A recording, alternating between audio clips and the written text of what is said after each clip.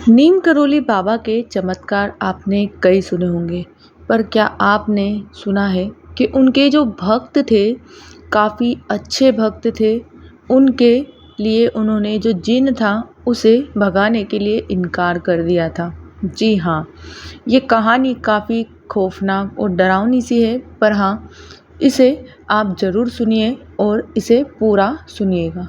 अगर आप मेरे चैनल पे नए हैं तो प्लीज़ सब्सक्राइब कर दीजिए, लाइक और शेयर करना ना भूलिए। तो कहानी शुरू करने के पहले मैं आपको बता देती हूँ कि ये रियल स्टोरी है और जो नीम करोली बाबा है उनकी एक बार दिल से जय है। तो चलिए स्टार्ट करते हैं इस कहानी को। कहानी में जो नीम करोली बाबा हैं उनके एक महान भक्त, काफ़ी बड़े भक्त थे जिनका अच्छा खासा नाम चलता था। मैं नाम मेंशन नहीं करना चाहती, पर हाँ, वो काफ़ी गरीब हुआ करते थे, काफ़ी ज़्यादा गरीब हुआ करते थे। तो उन्होंने किसी बाबा के कांटेक्ट में आकर जो चीज़ें मांगी उन्होंने, तो वो चीज़ें उन्हें मिली। मीन्स के कोई दूसरा महात्मा, छोटे मोटे जो आसपास रहते हैं, उन्होंने पूरी जानकारी नहीं ली और उनसे वो चीज़ें मांग ली। मीन्स के उन्हें काफ़ी पैसा वाला बनना था। तो उस बाबा ने उन्हें एक मंत्र दिया जिसे 40 दिन तक बुलाना है और फिर 40वें दिन वो चीज़ आपके पास होगी। तो यही चीज़ें करके उसने 40 दिन का नियम करके एक जिन्न को बुला लिया अपने पास।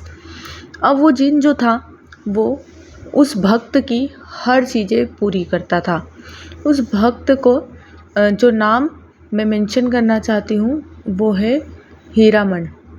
हीरामन एक बदला हुआ नाम है जिसे ओरिजिनल नाम नहीं बताना चाहती मैं, पर हाँ, हीरामन जो थे वो नीम करोली बाबा के भी काफ़ी अच्छे भक्त थे, पर उन दिनों वो वहाँ भी नहीं आ रहे थे और अब उन्होंने जिन को बुला लिया। अब जिन को बुलाने के बाद वो जो जिन था वो उन्हें जो चीज़ें वो मांगते थे वो चीज़ें देता था। धीरे धीरे वो काफ़ी ज़्यादा पैसे वाले हो गए, काफ़ी तरक्की हो गई, सब कुछ हो गया। अब उनके करीबन 120 दिन पूरे हुए थे। उसके बाद उन्होंने कहा कि मुझे ईश्वर से मिलना है। जैसे ही उन्होंने कहा कि मुझे ईश्वर से मिलना है, जो जिन्न था उसकी सब चीज़ें उल्टी पड़ गई। वो काफ़ी ज़्यादा भड़क गया और उन पर काफ़ी क्रोधित हो गया। क्रोधित होने के बाद वो अजीबोगरीब हरकतें करता था उनके साथ। सारी प्रॉपर्टी, पैसा, सब चीज़ें वो उनसे छीनने लगा था। और उनके जब घर में उन्होंने बताया कि जैसे ही वो तख़्त लगा के सोते थे और नींद में ही उन्हें तख़्त को के साथ ही उल्टा कर देते थे। वो ज़मीन पर गिर जाते थे, कभी बर्तन चलने की आवाज़ें आती थी घर से, कभी उन्हें किसी चीज़ से गंभीर चोटें लग जाती थी। ऐसी चीज़ें उनके साथ काफ़ी हद तक होने लगी थी। वो काफ़ी ज़्यादा डिप्रेशन में चले गए थे। जी हाँ, अगर आपके मन में लालच बढ़ जाए तो इस तरीके की हरकतें तो होगी। केवल ईश्वर की एक शरण ऐसी है और नीम करोली बाबा की, जो बिल्कुल पवित्र है, जिसमें आकर आपको सब चीज़ें भी मिलेगी और एक आशीर्वाद जो उनके हाथ है वो हमेशा आपके सर पे रहेगा। तो इस तरीके का लालच क्यों करा उसने? क्यों करा हीरामन ने इतना ज़्यादा लालच? जब बाबा का आशीर्वाद था उस पर तो उसे इस तरीके की चीज़ें नहीं सोचना थी। अब उसने ये सब चीज़ें की। अब वो जिन जो था उसे काफ़ी ज़्यादा परेशान करने लगा। परेशान करते करते वो इतना तकलीफ़ में आ गया था कि वो सोच भी नहीं सकता था कि उसके साथ क्या क्या हो रहा है। काफ़ी दिनों तक उसे परेशान करने के बाद एक दिन वो जब घर से निकल रहा था तो उसे मन में ही था कि मेरे को बाबा के पास जाना है, नीम करोली बाबा के पास जाना है, क्योंकि अब जो था ये सब चीज़ें अति हो गई थी। पर जो जिन था वो उसे घर से नहीं निकलने दे रहा था। उसे पता था कि जो बाबा है वो हनुमान जी की साक्षात शरीर है उनका, और उनके अंदर भी एक हनुमान जी का पूरा प्रतिमा है अंदर। बाबा का चमत्कार है इतना ज़्यादा, वो सब चीज़ें वो जानता था। तो वो जिन जो था उस भक्त को बाबा के पास नहीं पहुंचने दे रहा था। उसने बताया कि हर बार मेरी या तो ट्रेन मिस हो जाती थी या फ्लाइट मिस हो जाती थी या गाड़ी का एक्सीडेंट हो जाता था। तो इस तरीके की जो कंडीशन उसके साथ क्रिएट हो रही थी, वो समझ ही नहीं पा रहा था कि मैं बाबा तक कैसे पहुंचूंगा। अब ये सब तो ठीक था, पर बाबा मेरी मदद करेंगे या नहीं ये भी मुझे नहीं पता था, क्योंकि अभी मैं गलत रास्ते पे था और मेरे मन में काफ़ी ज़्यादा लालच था। इसलिए मुझे लग रहा है कि बाबा मेरी मदद नहीं करेंगे। तो जो वो भक्त था उसने मन ही मन सोचा था, और उसने सोचने के बाद फिर उसने सोचा कि अब तो मुझे बाबा को अच्छे से याद कर लेना चाहिए, शायद मुझे यहीं से कुछ हिंट मिल जाए कि मुझे बाबा तक किस तरीके से पहुंचना है। तो जैसे ही वो सोता है, सोते समय उसे जिन जो था वो काफ़ी ज़्यादा परेशान करने लगता है, तो वो अंदर ही अंदर रोता है। वो कहता है कि अब तो मुझे काफ़ी ज़्यादा परेशानियाँ होने लगी है, अब मैं क्या करूँ, मुझे कुछ समझ भी नहीं आ रहा है। उतने में बाबा का एक सपना आता है, और सपने में बाबा कहते हैं कि एक समय रहेगा जिस समय तुम निकल सकते हो, वो समय सुबह 4 से 6 का है। बस इतना कह के बाबा सपना टूट जाता है और उसकी जो नींद थी वो खुल जाती है, क्योंकि उस समय उसे काफ़ी ज़्यादा परेशानियां हो रही थी और वो तकलीफ़ में था। तो अभी तो वो समय निकल गया था, अब दूसरा जो दिन था उसने सोच लिया कि 4 से 6 के बीच में मुझे किसी भी तरीके से बाबा के पास पहुंचना है। उसके घर से बाबा के दरबार का जो रास्ता था वो करीबन 1.25 से 1.5 घंटे का था। तो उसने सोचा मुझे 4 बजे ही निकलना है, मीन्स कि 4-5 पे मुझे निकलना है। तो वो उस दिन के पहले जो जिन था उसके माइंड में कुछ क्लिक हो जाता है।